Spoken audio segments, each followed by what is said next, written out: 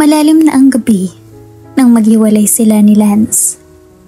Naisipan niyang sa resort tumuloy kaysa sa kondo o bahay nila dahil nais niyang mapag-isa at makapag-isip kung ano nga ba ang solusyon sa suliranin niya kay Samantha. Pagdating sa resort, nagtuloy siya sa cottage. Malapit na siya sa cottage nang mamataan ang babaeng nakaupo sa buhanginan. Malapit sa dagat. Nakayakap ito sa mga tuhod nitong habang sa tubig nakatuon ang mga mata. Kumunot ang noo niya matapos mapagmasdan ng babae. Nilingon niya ang paligid. May mga nagkakasiyahan pang mga guest sa isang cottage at may ilang tao ding naglalakad-lakad pa sa tabing dagat. Muli nang binalik sa babae ang mga mata at humakbang palapit rito. Late na, ba't andito ka pa? Tanong niya kay Samantha nang huminto sa tabi nito. Tiningala siya nito at kahit sa liwanag lang ng buwan ay nasilayan niya ang magandang mukha nito at mga matang napaka-inosente kung tumingin. Napalunok siya at iniwas ang mga mata. Ito ang mga katangian ni Samantha na nagpapahina sa kanya. Gusto ko lang panoorin ang mga alon paggabi. Sagot ni Samantha at binalik sa tubig ang mga mata. But it's late. Isa pa delikado na rin. Baka may lasing na namang gumagala rito. Sagot ni Ace at naupo sa tabi ni Samantha. Alam ko walang mangyayari sa akin dito sa loob ng resort mo. Sagot ni Samantha na hindi man lang siya nilingon. How can you say that? He asked and looked at her. I don't know. I know I'm safe here. What if you're not? 'Cause I'm here. You hate me, Ace. I know. But alam kong hindi mo ko gagawa ng masama sa loob ng resort mo. Confident na sagot ni Samantha at nilingon siya. Samantha. Anas ni Ace at hinawakan ang maamong mukha nito. Ace, may mga tao sa paligid. Baka may makakita sa atin. Sagot ni Samantha at inalis ang kamay niya sa pisngi nito. Alam ko naman na ayaw mong may makakita sa atin dahil ayaw mong marumihin kong pangalan mo. Patuloy ni Samantha na nahimigan niya ang hinanakit. Isang malaking dahilan kung bakit pilit ni Samantha winawaksi ang anumang damdamin na umuusbong dahil ayaw niyang mapag-usapan sa bayan ng San Roque. Na wala siyang pinagkaiba sa papa niya dahil nahuhumaling siya sa isang santos. Alam mo bang pinag-iisipan ko ang mga alok mo? Patuloy ni Samantha nang hindi siya sa kumibo. Naisip kong tanggapin para naman hindi na ako nagpapakahirap pa. Easy money ba? Makukuha ko lahat ng gusto ko. Matutulungan ko pang nanay ko. Sabi ni Samantha at sinulyapan siya. Nanatili si Ace nang walang kibo.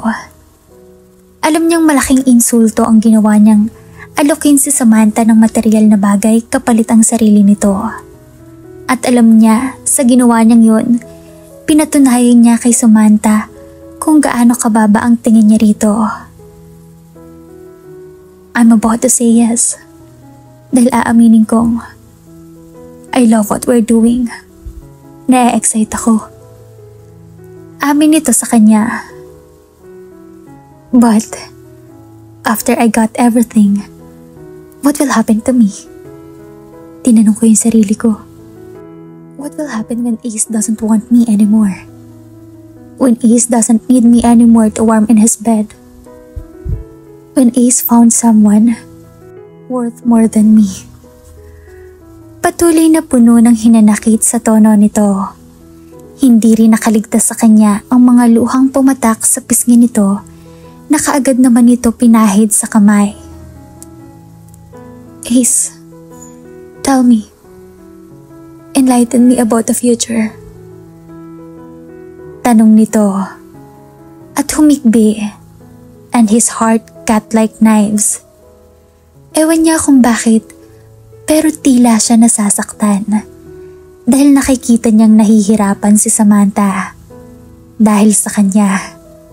Ano bang magagawa niya kung hanggang doon lang ang kaya niyang ibigay kay Samantha dahil takot siya. Takot siya sa mga tao sa San Roque at hindi niya kayang iharap sa mga tao sa bayan nila ang isang tulad ni Samantha Santos. Samantha, he whispered. I don't know what will happen in the future, but I need you, Samantha. I do really desperate need you. Sagot niya at tinawid ang pagitan ng mga labi nila. Ace kissing her passionately.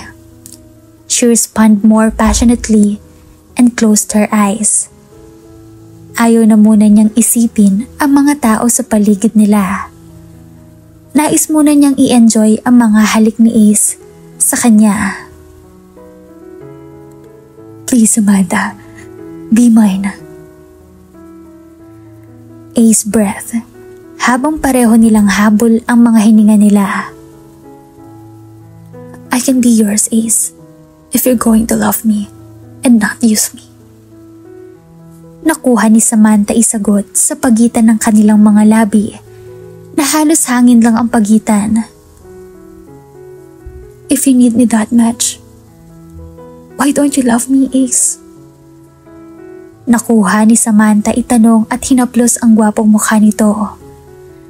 Kung sasabihin ni Ace sa kanyang pwede siya nitong mahalin, ay bibigyan niya ng laya ang damdamin niya rito. Basta marinig lang niya mula kay Ace na possible siyang mahalin. I want Samantha, but I can't. Sagot ni Ace. Ngumiti siya ng mapait. Naiintindihan ko, Ace.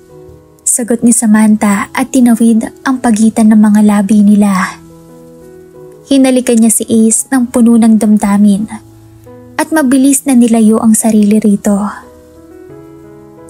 Goodbye, Ace. Paalam ni Samantha at mabilis na tumayo mula sa buhanginan.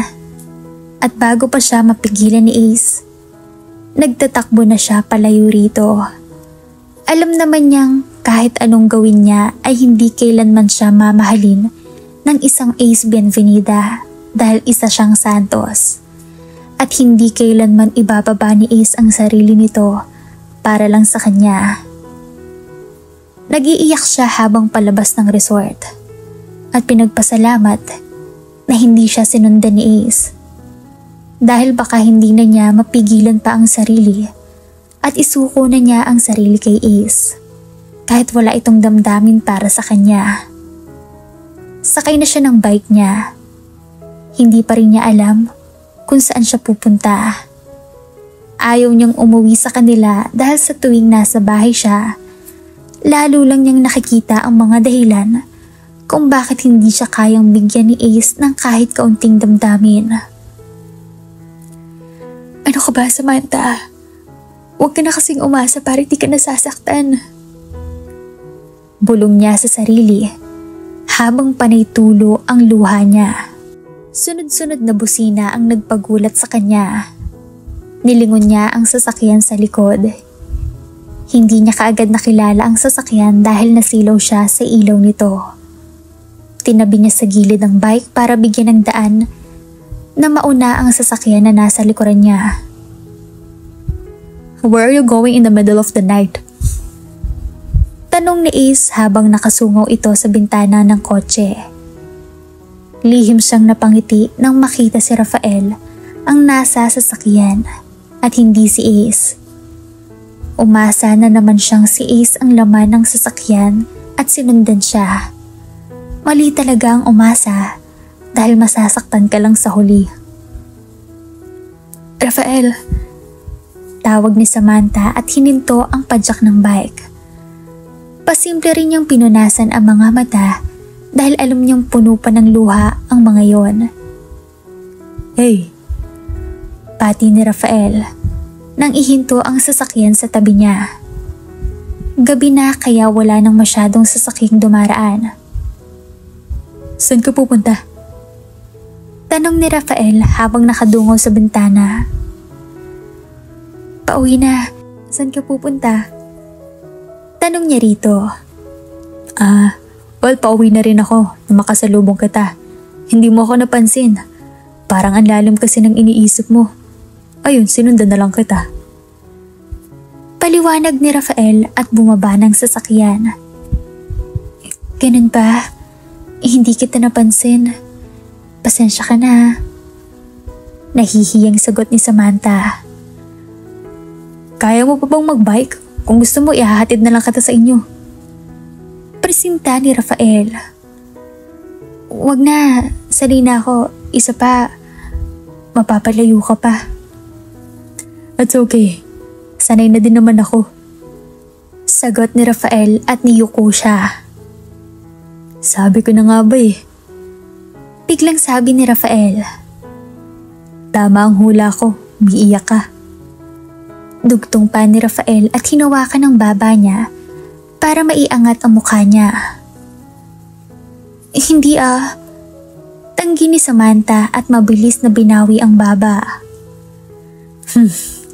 Ilang beses pa lang tayo nagkikita pero parang basang-basa na kita, Samantha.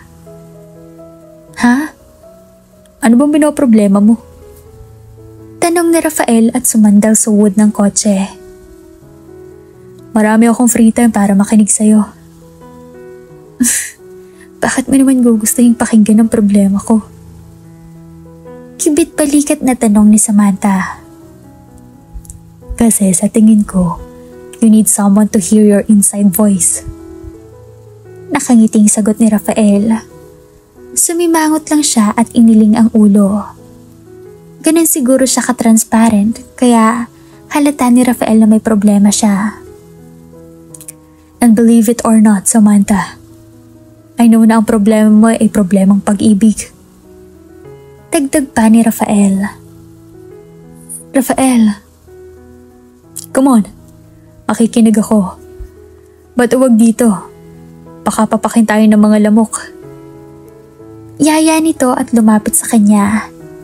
Kinuha sa kanya ang hawak niyang bike. Teka Rafael, pigil na Samantha. Pigil na Samantha pero nagtuloy lang si Rafael sa pagsakay ng bike niya sa likuran ng kotse. May alam akong masarap na ihaw-ihaw, malapit rito. Doon tayo mag-usap para mabusog ako. Sabi nito matapos mailagay ang bike sa likuran ng kotse. Sigurado ka bang gusto mong makinig sa mga problema ko? Alanganing tanong ni Samantha dahil aaminin niyang kailangan niya ang isang Rafael na makakausap dahil baka mabaliw na siya sa dinami-dami ng problema niya. Wala kasi siyang kaibigan na masasabihan. Kaya halos bitbit niya lahat sa dibdib ang mga suliranin.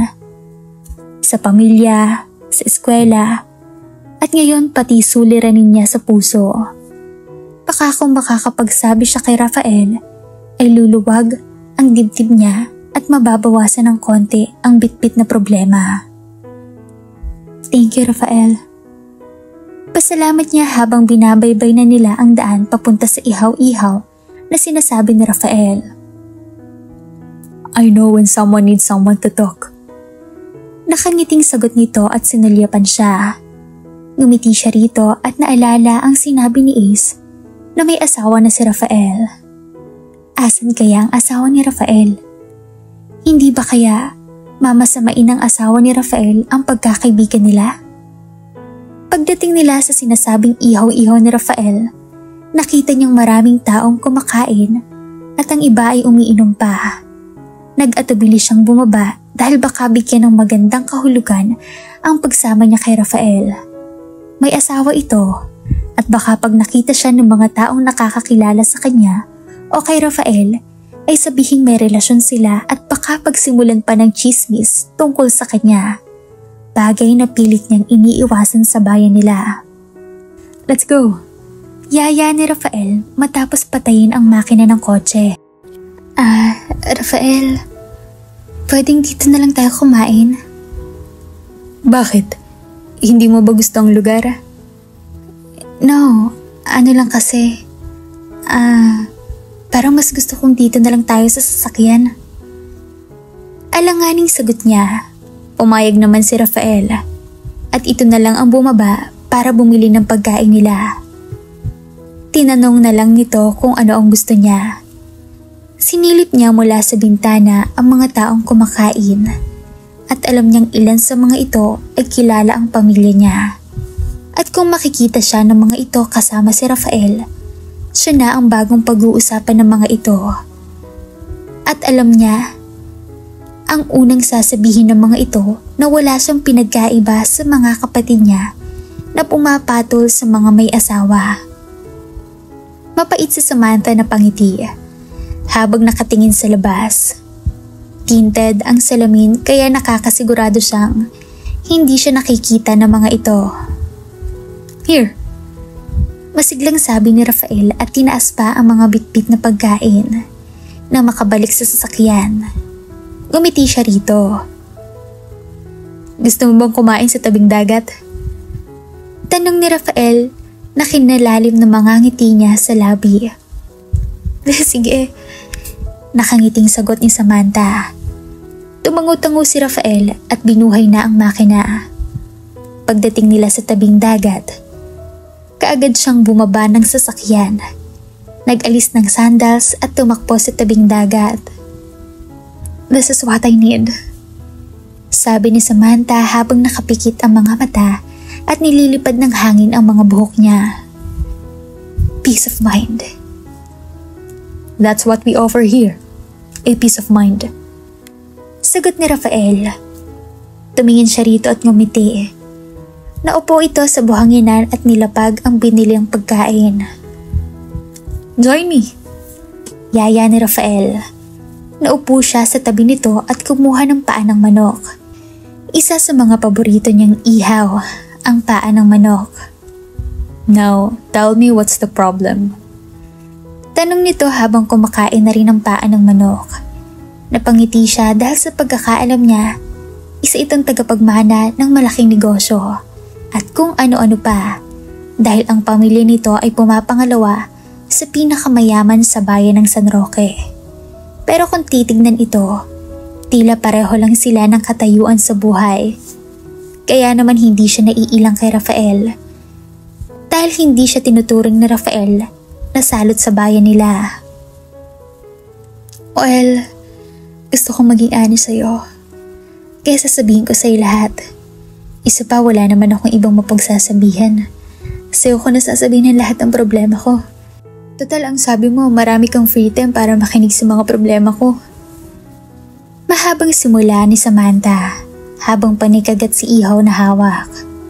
Patangu-tangu lang si Rafael habang busy din sa kinakain. I'm Samantha Santos. From... Skip that part. Putol ni Rafael sa sinasabi niya. I know who you are. I need to know why you were crying. Tanong ni Rafael habang kumukuha pa ulit ng isaw sa plastic at walang arting sinawsaw yun sa sukang nasa plastic din. Well, sige. Skip na natin yung part na yan. Ang problema ko talaga ay si Ace. Sabi niya at tumingin sa malayo. Humugot siya ng malalim na paghinga dahil banggitin lang ang pangalan ni Ace ay may iba na siyang nararamdaman. Ace? Rafael asked. Ace Bienvenida. Oh, sounds familiar. Pamilya niya may-ari ng Bienvenida Resort kung saan ako nag-OJT. Sagot niya. I see. Kaya pala pamilyar. So what happened between you and this guy, Ace? Kunot noong tanong ni Rafael habang ngumunguya. Well, obviously, I like him. Sagot niya at alanganing ngumiti. I like him that much. And he doesn't want me the way I want him. She said. Alam mo yun, yung nagkagusto pa ako sa taong hindi ako gusto. How come na hindi ka niya magugustuhan? You are beautiful, Samantha. Inside and out. Intelligent. Mabait. Sagot ni Rafael. Habang nakatingin sa kanya na mangiyak-ngiyak na. Did he know that you like him? I mean, did he know about your feelings for him? Tanong ni Rafael. Iniling niya ang ulo at marahas na pinunasan ang mga luhang nais ng bumagsak. Hindi naman talaga siya iyakin. Sadyang si Ace lang ang nagpapaiyak sa kanya ng ganito. Mula pa noon hanggang ngayon. He hates me. Why? I can't tell you now. Sagot niya dahil baka mawala rin ng pagkakaibigan nila ni Rafael pag nalaman nila kung anong klaseng pamilya ang meron siya. Kahit man lang sa dulo ng San Roque, may mga taong hindi alam ang tungkol sa pamilya niya. I won't force you to say things that you want to keep, but I'm willing to help you if you need anything. Assurance nito at inubutan siya ng isaw. Rafael, what if I'm in love with Ace? Kaya ako nagkakaganito sa kanya. Tanong niya kahit alam niya ang sagot. Nais pa rin niyang marinig sa iba kung obvious na ba ang damdamin niya kay Ace. Obviously, Samantha. Sagot ni Rafael. You love him, and sa tingin mo, hindi ka niya mamahalin dahil galit siya sa'yo. But believe me, Samantha, I used to hate someone I love. Dahil ayokong aminin sa sarili ko na mahal ko na siya. That's why I'm keeping to remind myself na I hate her so much. Para lang masabi ko sa sarili ko na I don't love her. Cause I hate her. The fact na ginagamit ko na lang shield ang salitang hate to protect the word love to come out. Paliwanag nito na sa malayo nakatingin. I hope he likes you. Sagot niya at napakagatlabi at naunawaan ang sinasabi ni Rafael. Posible kayang ginagamit lang ni Ace ang galit nito sa pamilya niya para kamuhian siya at masabi sa sarili nitong hindi siya kailanman mamahalin nito. Kaltulad din kaya ni Rafael si Ace? Tanong ni Samantha sa sarili at nilingon si Rafael na sa malayo pa rin ang tingin. Naisip niya bigla ang asawa ni Rafael. Rafael, can I ask you something? Ano yun? Tanong nito at nilingon siya. Actually, si Isa nagsabi nito sa akin nung ihatid mo ko sa resort. Nakita ka niya. Ang sinabi niya sa akin, you are married. Alanganing sabi ni Samantha. Ngumiti si Rafael at muling binalik sa karigatan ang mga mata. Yeah, I'm a married man, Samantha. I married the Bay of Velosa in town. Sagot nito at napakunot siya ng noo nang marinig ang sagot nito. Veloso princess. He married a princess. Can I ask where she is? Tanong niya at sinulyapan niya si Rafael at ngumiti. It's late. Let's go. Yaya nito na hindi sinagot ang tanong niya. Napakagat siya at hindi na lang nangulit pa. Sige. Gabi na rin baka hinahanap na ako sa bahay. Sabi ni Samantha at tinulungan na itong damputin ang mga kalat. Let's get inside para makainom ka ng tubig. Wag na. Sa bahay na lang.